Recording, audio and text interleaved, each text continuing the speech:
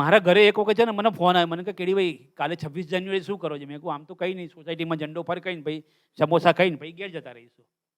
Samosa important હોય છે અહીંયા સર, દરેક સોસાયટીમાં હોય છે, સાઈઝ અલગ અલગ હોય પણ સમોસા હોય. મેં કે વાંધો ના તો તમે છે ને અમારી જોડે આવો, મસ્ત પરફોર્મ કરવા જવાના છીએ. મને કીધું નહીં ક્યાં.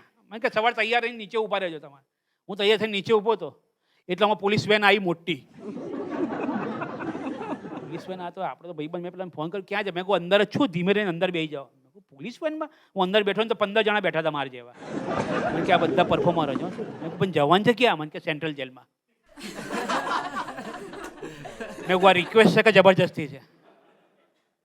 એટલે પરાણે લઈ જાવજો કે ખુશીથી લઈ જાવજો? મને કે ના ના, આપણે ખુશીથી, આપણા બોસે નક્કી કર્યું છે કે આપણે ચેરિટી કરવાની છે, તો આપણે જેલમાં જઈને કેદીઓને બધાને હસાઈશું. મેં કહું વાંધો નહીં. હવે મને જતા સોસાયટીના 3-4 જણા જોઈ ગયા. મને કે કેડીબેન પકડીને લઈ ગયા બોસ કે. સોસાયટીમાં દોડા દોડ, મારા ઘેર દોડા દોડ. મને કે એ તો પરફોર્મ કરવા ગયા છે. મને કે ના ના, હું પરફોર્મ કરવા જાય, પરફોર્મ કરે પહેલાં લઈ ગયા.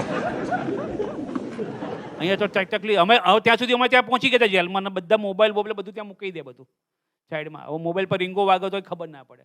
હવે અમુક જગ્યાઓ છે ખબર છે, ત્યાં આગળ તમે જાઓ તો તમારું નામ જતું રહે sir. You don't have any name. જેલમાં એવું જ થયું, મુલાકાતી. અને મુલાકાતીનો નંબર આપવા પાછા, તમે મુલાકાતી નંબર 1 2 3 4 5 છે. આવું જ પોલીસ સ્ટેશનમાં બી થતું હોય, ખબર? આરોપી કહેવાય. અને એક વસ્તુ હું કહીશ ત્યાં ના કહું, ત્યાં આગળ ડેડ બોડી તરીકે તમને ઓળખે લોકો. હા ભાઈ આની બોડી હટાવો યાર, નામ ના બોલો કોઈ સર. તો ત્યાં આગળ ગયા, બધું એન્ટ્રી બેન્ટ્રી કરી. મને કે હવે તમને જેલ બતાવીએ. મેં કહું મારે નહીં જોઈ જેલ. ના ના, કે તમે જોઈ લો, કોઈક વખત કામમાં લાગે કે. ચાલો આવ્યું, એવું તો શું છે કે કોઈક વખત કામમાં લગાડવાનું છે અમારે. મેં કહ્યું વાંધો નહીં, તમે બતાવું છે સર. તો વારા પછી અલગ અલગ પ્રકારની જેલો બતાવે કે આ બધા છે ને કે કાચા કામના કેદીઓ. એટલે કાચા કામના એટલે કે નોર્મલ બધું નાના નાના મોટા ગુના કર્યા ગમે ત્યારે જતા રહેશે પાછા, એ લોકોનો કેસ પતી જશે. તો પછી બીજી બધું જેલ બતાવતા પછી કે આ બધા પાકા કામના કેદીઓની જેલો બધી. પાકા કામના એટલે એમનો ડ્રેસ કોડ અલગ, પેલાનો ડ્રેસ કોડ અલગ. મેં કહું આ તમે સારું ડ્રેસ કોડ રાખ્યો છે. મેં કહા એકદમ આ બધા રીઢા ગુનેગારો બધા, નજીક જતા નહીં, આ જાળી આગળ નહીં તો ખેંચી લેશે. લઈ બી ના જતો.